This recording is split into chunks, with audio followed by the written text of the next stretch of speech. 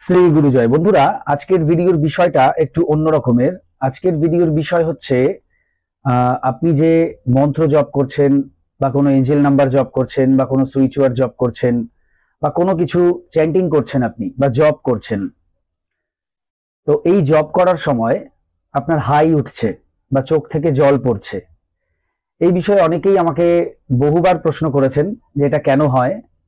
তাদেরকে আমি পার্সোনালি উত্তর দিয়েছি। আজকে সেইটাই ভিডিওর আকারে আপনাদের সকলকে জানাচ্ছি যে এইটা কেন হয়, এর কি লক্ষণ। পাশাপাশি আপনি যে বাড়িতে পূজা করুন, আরাধনা করুন, প্রার্থনা করুন, যেটা করছেন সেটা ঠিকঠাক ভাবে হচ্ছে কিনা সেটা জানারও কিন্তু কিছু উপায় আছে, যেগুলো আজকের ভিডিওতে আমি শেয়ার করব। এক কথায় আপনি যে পূজা অর্চনা করছেন সেটা সঠিকভাবে হচ্ছে কি না সেটা জানার বা বোঝার কিছু ইঙ্গিত আছে, কিছু লক্ষণ আছে, যেগুলো দেখে আমরা বুঝতে পারি। তো আজকে এই সমস্ত বিষয় নিয়েই আজকের এই ভিডিওটি সাজিয়েছি।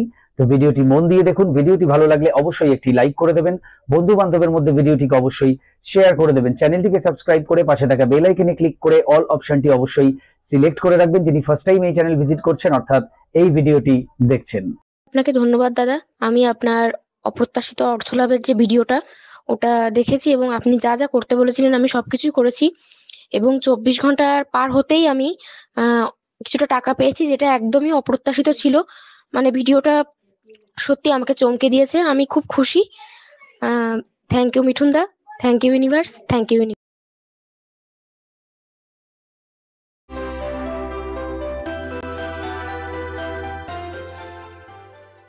নমস্কার দর্শক বন্ধুরা, আপনাদের সকলকে আরো একবার রেইকি বার্তায় স্বাগত জানাচ্ছি। আমি আপনাদের বন্ধু শ্রী মিঠুন রয়, রেইকি গ্র্যান্ড মাস্টার। আপনারা নিশ্চয়ই ভালো আছেন, আমিও খুব ভালো আছি। বন্ধুরা, যেমন বলছিলাম, আপনি যে বাড়িতে মন্ত্র জপ করছেন বা এঞ্জেল নাম্বার বা সুইচ ওয়ার্ড বা কোনো কিছুকে চ্যান্টিং করছেন, জপ করছেন, সেটা করার সময় আপনার হাই উঠছে বা চোখ থেকে জল আসছে, এই বিষয়গুলো কেন হয়? পাশাপাশি আপনি যে বাড়িতে পূজা অর্চনা করছেন সেটা কিভাবে বুঝবেন যে ঠিকঠাক হচ্ছে কিনা? তো এই দুটো বিষয় রিলেটেড, যার জন্য দুটো বিষয়কে আমি একসঙ্গেই এই ভিডিওতে আপনাদের সামনে বলবো। প্রথমে বলবো যে এই জব করা, যে কেউ ধরুন যে কোনো ধর্মের, জাতির, বর্ণের যে কোনো মানুষের কথা বলছি, আমি শুধু হিন্দু সনাতন ধর্মের মানুষের কথা বলছি না, কারণ এই জব চ্যান্টিং এটা কিন্তু বিভিন্ন ধর্ম বলুন, জাতি বলুন, বর্ণ বলুন, সমস্ত কিছুর মধ্যেই রয়েছে। বা ধরুন এই যদি এঞ্জেল নাম্বার, সুইচ ওয়ার্ড এইগুলোই আমরা ধরি, তো এগুলো তো আমরা যে কেউ করছি। এখানে তো আমাদের কোনো, আমরা বিশেষ কোন ধর্মে রয়েছি সেটা তো দেখে করছি না, সবাই করতে পারি এটা, সেই জন্য আমরা সবাই করছি। তো এটা করতে গিয়ে অনেকেরই এই ধরনের বিষয় হয়, চোখ থেকে জল পড়ে, অনেকের বারবার হাই ওঠে। তো এটা কেন? ধরুন আমি কোনো একটা প্রেয়ার দিয়েছি যে এই সময়টা আপনি এই প্রেয়ারটা করবেন, ধরুন এই যে এঞ্জেল প্রেয়ার, এটা তো বিভিন্ন মানুষকেই আমি বলেছি, শুধু বিশেষ একটা ধর্মের মানুষ বা রিলিজিয়নের মানুষ করছেন এমন নয়, সবাই করছে, সবাই করতে পারেন এটা। তো সেটা করতে গিয়েও এই হাই উঠছে। হাই ওঠা এটি বিশেষ একটি মতে শুভ লক্ষণ। হ্যাঁ বন্ধুরা, ঠিক শুনছেন, এটি কোনো খারাপ বিষয় নয়। আপনার যে সোল রয়েছে বা স্পিরিট রয়েছে, মানে যেটি আমাদের পরমাত্মার অংশ, আত্মা যেটা আমাদের মধ্যে রয়েছে, তাই আমরা বেঁচে আছি।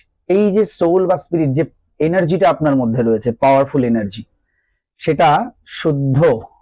এইটা বোঝায় যদি আপনি কোনো মন্ত্র জপ করছেন বা কোনো কিছুকে জপ করছেন একাগ্র চিত্তে, অর্থাৎ একদম মন দিয়ে, এবং সেই সময় আপনার এই হাই উঠছে, এটার মানে এটাই বোঝায় যে আপনার যে সোল বা স্পিরিট রয়েছে সেটা একদম খাঁটি রয়েছে এবং শুদ্ধ রয়েছে। আপনার সাথে সর্বদাই পজিটিভ শক্তি বা এনার্জি বা ধরুন ঈশ্বরের আশীর্বাদ, এই জিনিসগুলো আপনার সঙ্গে কিন্তু সদা বিরাজমান চলছে, আপনার সঙ্গে রয়েছে। আপনি মানুষটি এক কথায় ভালো মানুষ, আপনি মানুষটি এক কথায় ভালো মানুষ। একটি ভালো মানুষের যা যা গুণাবলী থাকা দরকার তার কিন্তু প্রত্যেকটাই আপনার মধ্যে আছে। কোনোটা হয়তো লুকিয়ে রয়েছে, কোনোটা বেরিয়ে আছে, মানে কোনোটা সুপ্ত অবস্থায়, কোনোটা গুপ্ত অবস্থায় রয়েছে, কিন্তু আছে। যেরকম ধরুন আপনি মানুষের উপকার করেন, মানুষের বিপদে আপদে পাশে গিয়ে দাঁড়ান, মানুষকে সাহায্য করেন, এই গুণগুলি আপনার মধ্যে কিন্তু রয়েছে। সেই জন্য আপনি যখনই এই ধরনের কাজে বসছেন তখন আপনার মন সেই লাইনে চলে যাচ্ছে, যে লাইনে যাওয়ার সঙ্গে সঙ্গেই আপনার কিন্তু হাই উঠছে বা চোখ থেকে জল আসছে।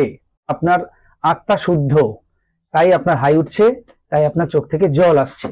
ভগবান আপনার যে পূজা বা জপ বা ঈশ্বর যাকেই আপনি আরাধনা করছেন, সে গড বলুন, আল্লাহ বলুন, জিসাস বলুন, ভগবান বলুন, যাই বলুন না কেন, ভগবান কিন্তু আপনার মনটিকে চায়। আপনার মনে সেই ভগবান বলুন, আল্লাহ বলুন, গড বলুন, জিসাস বলুন, তাকে প্রতিষ্ঠা করবেন। সে আপনার মনে সদা বিরাজমান থাকবে। এটি কিন্তু ভগবান চায় বা ঈশ্বর চায়।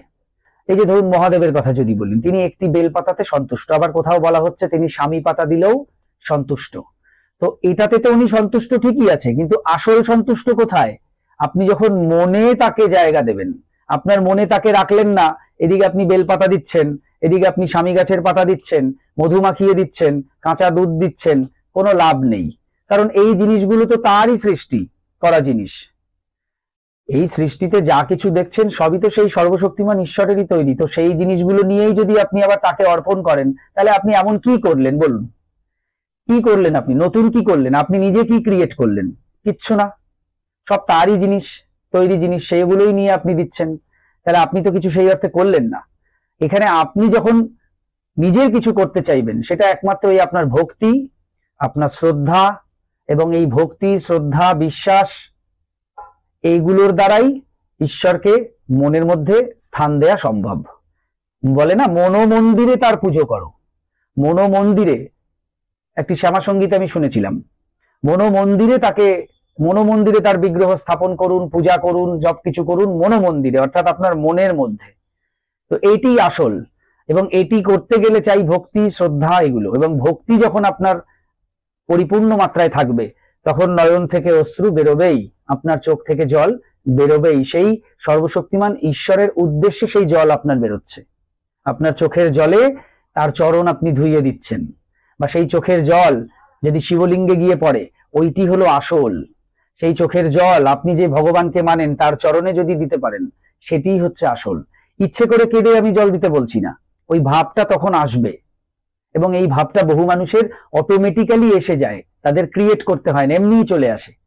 তো তারা কিন্তু সব শুদ্ধাত্মা, মানে তাদের আত্মা শুদ্ধ, এবং সেই সমস্ত মানুষদেরই ম্যাক্সিমাম ক্ষেত্রে দেখা যাবে হাই উঠছে, চোখ থেকে জল আসছে। বুঝতে পেরেছেন? আচ্ছা, এবার একটু আলোচনা করি পূজার কিছু লক্ষণ আছে, যেগুলো, এটা তো আমি বলে দিলাম, মেন বিষয়টা বলেই দিলাম। এবার কিছু কথা এখানে অ্যাড করে ভিডিওটা শেষ করব। সেটা হচ্ছে, অনেকে বলেন যে আমি ধরুন পূজা করছি, আমি ঠাকুরের চরণে ফুল দিলাম কি ঘটে ফুল দিলাম, সেখান থেকে ফুল বারবার নিচে পড়ে যাচ্ছে, এটা কিসের লক্ষণ? এটিও কিন্তু শুভ লক্ষণ। আপনার পুজো ঈশ্বর গ্রহণ করেছেন, এটাই তার লক্ষণ। ওই যে ফুলটা পড়ে যাচ্ছে, ওই ফুলটা আশীর্বাদ হিসেবে আপনার কাছে আসছে, অর্থাৎ ওটা আশীর্বাদী ফুল হিসেবে আপনি গ্রহণ করছেন। ওই ফুলটাকে আর তুলে ঘটের উপর দেওয়ার দরকার নেই, বা ভগবানের চরণে দেওয়ার দরকার নেই। যেটা আপনি ঠিকভাবে দেওয়ার পরে এমনি এমনি পড়ে যাচ্ছে ফুলটা, সেই ফুলটা আপনি তুলে ভগবানের আশীর্বাদ স্বরূপ নিজের কাছে রাখুন, অথবা কোনো একটা ভালো জায়গায় রাখুন, বা শরীরে স্পর্শ করান, ছোঁয়ান, তারপর আপনি সেটা কোনো জায়গায় ফেলে দিলেও দিতে পারেন, কোনো অসুবিধা নেই, প্রকৃতিতেই বিলীন হয়ে যাবে সেটা। এটা শুভ লক্ষণ। আবার আর একটা জিনিস দেখে বোঝা যায় যে আপনার যে পুজো, আপনার ভক্তি শ্রদ্ধা সহকারে যে পুজো, সেটা গ্রান্টেড হয়েছে, ভগবান সেটা গ্রহণ করেছেন। কিভাবে? আপনি যে ভোগ দিচ্ছেন, বা ধরুন যেটা আপনি দিচ্ছেন, সে আপনি ফল দিন, কি আপনি কোনো অন্ন দিন, অন্নভোগ, বা কোনো অন্যান্য কিছু ভোগ বলুন, সেই ভোগের যে স্বাদ, সেটা অনেক গুণ মাত্রায় বেড়ে যাওয়া। ধরুন সাধারণত আপনি ধরুন একটা কিছু বাড়িতে রান্না করেছেন, সেটা একটা নর্মাল ব্যাপার, সেই সেম জিনিসই আপনি ঈশ্বরকে নিবেদন করছেন। সেই ঈশ্বরের কাছ থেকে নিবেদিত যে প্রসাদ, সেটা যখন আপনি গ্রহণ করছেন, তার যে স্বাদ এবং ঘরে যেটা বানিয়েছেন, দুটো স্বাদের মধ্যে বিস্তর ফারাক হয়ে গেছে। সেটা যেন একটা ঐশ্বরিক স্বাদ তার মধ্যে যুক্ত হয়ে গেছে, একটা স্বর্গীয় স্বাদ তার মধ্যে যুক্ত হয়ে গেছে। সেটা ভাষায় প্রকাশ করা যায় না, বিবরণ দেওয়া যায় না। সেটা যিনি গ্রহণ করছেন তিনিই বুঝতে পারছেন যে এটা এত সুন্দর স্বাদ কি করে হলো। তো ওই যে অত স্বাদ বেড়ে যাওয়া, এটা কিন্তু লক্ষণ যে আপনার পূজা ঈশ্বর গ্রহণ করেছেন। ঠিক আপনি ফলের ক্ষেত্রেও দেখবেন, আপনি ধরুন কোন একটা ফল দিয়ে পুজো দিলেন, বাড়িতে ভোগ দিলেন, সেই ফলটা নর্মালি আপনি যখন খাচ্ছেন সেটার একরকম স্বাদ, কিন্তু ওখান থেকে যে প্রসাদটা আসছে, সেই প্রসাদের স্বাদ দ্বিগুণ, তার মধ্যে মিষ্টি অনেক বেশি বেড়ে গেছে, সুমিষ্ট, তার মধ্যে একটা অন্য ধরনের একটা গন্ধ আসছে, সুন্দর একটা ঐশ্বরিক গন্ধও আসছে। বুঝতে পেরেছেন? তো এই বিষয়গুলো বোঝায় যে আপনার যে পূজা, সেটা ঈশ্বর গ্রহণ করেছেন। তাহলে মোটামুটি বুঝতে পেরেছেন যে হাই ওঠা ভালো, চোখ থেকে জল আসা ভালো, প্রসাদের বিষয়টাও নিশ্চয়ই বুঝে গেছেন। তাহলে এই ছিল আজকের ভিডিও। আরো কিছু জানতে অথবা রেকি শিখতে স্ক্রিনে দেওয়া নাম্বারে হোয়াটসঅ্যাপ করুন। বর্তমানে প্রত্যেকটি ক্লাস অনলাইনে চলছে, আপনার বাড়িতে বসে আপনি যে কোনো ক্লাস বা কোর্স ইজিলি করতে পারেন। হোলি ফায়ার 3 রেকি, যা বিশ্বের সবচেয়ে শক্তিশালী রেকি, যে রেকি শিখলে আপনি আপনার জীবনের সমস্ত ধরনের সমস্যাকে সমাধান করতে পারেন। এই কোর্স শেখার জন্য, এছাড়া বিভিন্ন কোর্স আমি শেখাই, যে কোনো কোর্স শেখার জন্য যোগাযোগ করুন এবং শিখে নিন সেই কোর্স। সবাই খুব ভালো থাকুন, সুস্থ থাকুন, দেখতে থাকুন রেকি বার্তা। এতক্ষণ ভিডিওটি দেখার জন্য, কথাগুলো শোনার জন্য আপনাদের অসংখ্য অসংখ্য ধন্যবাদ জানাই। আজকে আসছি, নমস্কার।